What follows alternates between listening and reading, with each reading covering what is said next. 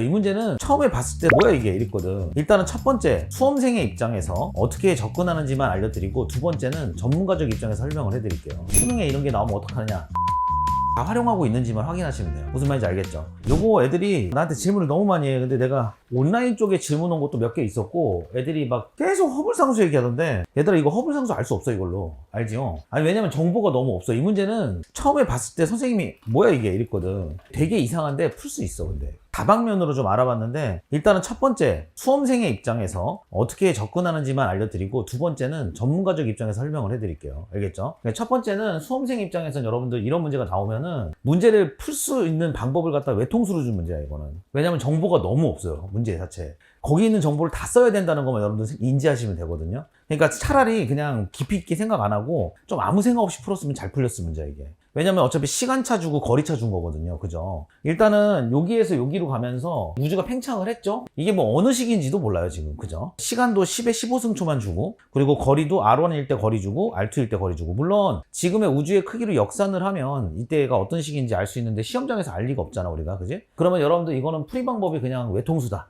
그러면 이제 허블 법칙을 만족한다, 이런 걸 어디다 쓰느냐, 그거에 대해서 좀 풀 때 말씀을 드릴게요. 일단 기억을 고르면 여러분들 더 이상 대화를 나눌 수 없어요 이건. 알겠죠? 기억은, 은하는 절대 커질 수가 없기 때문에 이건 낚시거든. 완전히 장난친 거라 기억은 제끼시고, 니은은 보시면 B에서 관측한 후퇴 속도는 D가 C의 2배이다.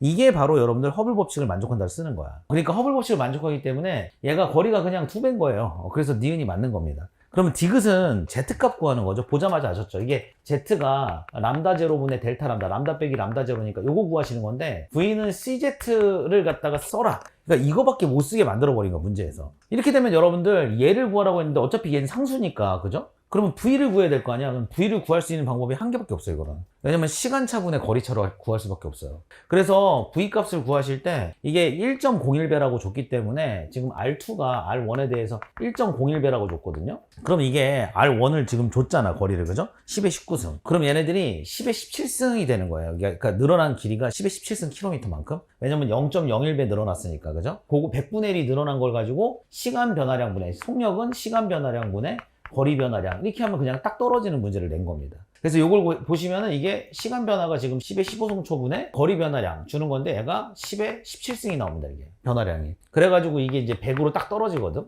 그러면 여러분들 얘가 이쪽에서 이쪽으로 오면서 통력을 갖다 계산을 해내면 이게 두 칸이고 여기 한 칸이기 때문에 2대1이죠. 2대1. 그러니까 이게 100 루트 5가 달라진다. 이렇게 해가지고 광속분의 100 루트 5, 이게 답이 되는 거예요. 그런데 여기서 이제 아마 여러분들 문제 풀 때 조금 깨름직한 것들이 몇 개 있었을 거야. 왜냐면 처음에 이제 별의별 생각이 다 들었을 거거든. 아니 그럼 이때 속력은 얼마야 도대체? 그죠? 어차피 이건 우리가 변화를 계산한 것 같은데, 그죠? 그러면 이게 이제 허블 법칙을 만족한다는 게 등속 팽창인가? 이런 생각도 할 수 있거든. 근데 사실은 이거는 그렇게 지시해 준 게 아니에요, 이 문제에서는. 왜냐면 허블 법칙을 만족한다가 이퀄 등속 팽창이라고 말할 수가 없거든. 이게 풀 때는 이 정도로 푸시면 되거든요. 그러면은 여러분들 앞으로 수능에 이런 게 나오면 어떡하느냐? 어차피 풀이 방법은 정해져 있을 거야, 이렇게 나오면. 무조건 거기 있는 요소를 다 활용하고 있는지만 확인하시면 돼요. 무슨 말인지 알겠죠? 그래서 이렇게 풀 수밖에 없는 문제를 낼 거니까 이거는 사실은 그렇게 크게 걱정 안 하셔도 됩니다. 그리고 생각보다 정답률이 낮지 않아. 이것 때문에 여러분들 시험을 망쳤다고 보기에는 그렇게 정답률이 낮진 않은데, 이것 때문에 애들이 뭘 망쳤냐면 시간 활용을 망쳤어. 그게 문제야 이거는. 그러니까 이 문제 붙잡고 있느라고 뒤에 걸 못 푼 거죠. 그러니까 여러분들이 이런 거는 과감하게 넘기셔야 돼요. 근데 느낌 왔을 거야. 한 10번까지 풀다가 오 괜찮은데 하다가 한 11번 넘어가서 뭐야 이건 막 이러면서 애들이 막 그렇게 시작했거든요. 이게 시험 운영이 그렇게 됐단 말이야 이게. 그럼 운영을 하실 때 맨 마지막 페이지로 넘어가서 문제를 푸는 게 되게 중요하기 때문에 이런 건 넘겼다가 다시 와도 됩니다. 그리고 딱 보시면 아시겠지만 구조가 그렇게 복잡하진 않아 이게. 여기까지가 이제 수험생의 입장에선 조건을 그냥 활용해서 문제를 푸는 게 확실하다, 그 정도 말씀드리고 싶고, 이제 전문가적 입장에서 말씀드리겠습니다. 일단은 허블 상수 관련된 거는 물을 수가 없어요, 얘들아. 왜? 정보가 없기 때문에 알 수가 없어요. 그럼 허블 상수가 바뀝니까? 라고 물어봤을 땐 지금 현재 우주론에선 당연히 바뀔 수 있습니다. 우주가 팽창할수록 허블 상수 작아지거든. 근데 그것까지 말씀드릴 수 있고, 두 번째는 이게 등속 팽창이 아닌데 어떻게 팽창 속도를 언급할 수 있습니까? 이렇게 얘기할 수 있어요. 근데 이거에 대해서 내가 되게 고민을 많이 해봤어. 그래서 처음에 이제 선생님이 뭘 해봤냐면은, 이게 전문가적 입장이니까 여러분들 요거는 이해 안 돼도 괜찮아요. 10의 15승초에 좀 집중을 해봤어요, 선생님이. 이게 도대체 어떤 시간일까? 그래서 우주의 나이를 초 단위로 다시 계산을 해봤어. 물론 시험 시간에 너희도 이거 하라는 얘기가 아니야. 그랬더니 대략 한 4.3 곱하기 10의 17승초 정도 나오더라고요.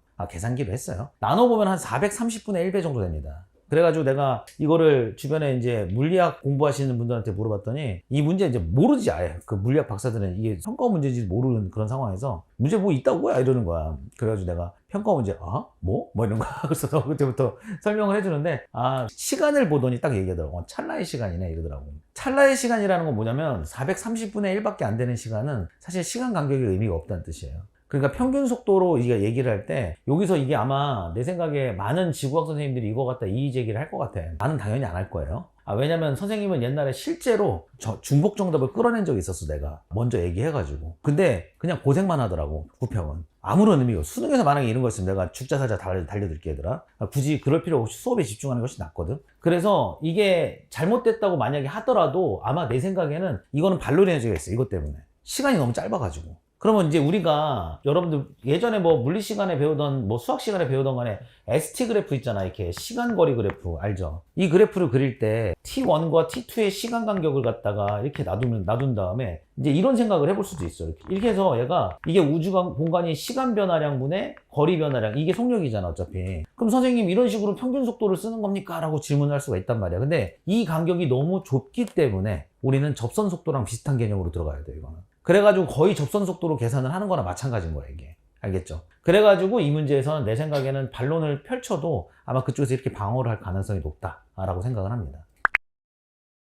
그러면 어차피 속력 계산할 수 있는 건 한 가지밖에 없는 거예요. 그러면 이전에는 어떻게 됐나요? 라고 질문을 애들이 몰라 나도 얘들아. 이걸 보고 어떻게 알아? 점쟁이도 아니고. 이 이후에는 어떻게 되나요? 나도 몰라. 이 문제 되게 웃긴 게 모르는데 풀 수 있어요. 그 되게 재밌는 문제야. 난 보고서는 깜짝 놀랐거든. 아니 이건 이렇게 푸는 건 확실한데 이 전 정보랑 이 이후 정보를 갖다 우리 아예 알 수가 없다. 정보를 알 수가 없어. 왜? 조질 않았으니까 어떻게 알아?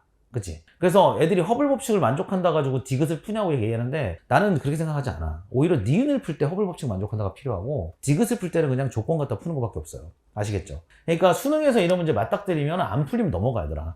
알겠지? 왜냐면 이번에 등급컷이 42가 나오는 게 좀 고무적이긴 했어 나는. 왜냐면 내가 처음에 애들 물어볼 때 한 43, 44 정도 예상했거든 나는. 이 정도 예상했는데 내가 생각한 것보다 난도가 있었던 거야 이게. 근데 이 정도면은 여러분들 조금만 열심히 하시면요 이게 이제 시간 운영만 제대로 하시고 한두 개 정도 틀려도 우리가 안정적으로 등급을 받을 수 있는 상황이 돼요. 그러니까 수능이 이거보다 어려울지 쉬울지는 나도 모르겠어. 근데 여태까지 경험상으로 이거 뭐 구평보다 그렇게 쉽진 않았어요 항상. 그럼 비슷한 난도로 나오거나 좀 더 어렵게 나온다고 생각하고 우리가 준비를 하시면 되거든요. 그럼 여러분들이 좀 낚시성 있잖아. 너희들 그거 봐서 상층 되기? 너무 치사하지 않니? 그러니까 그런 것만 잘 안 틀리면은 우리가 뒷페이지에서 어느 정도만 선방하면은 여러분들이 원하는 등급을 충분히 받을 수 있다는 뜻이죠.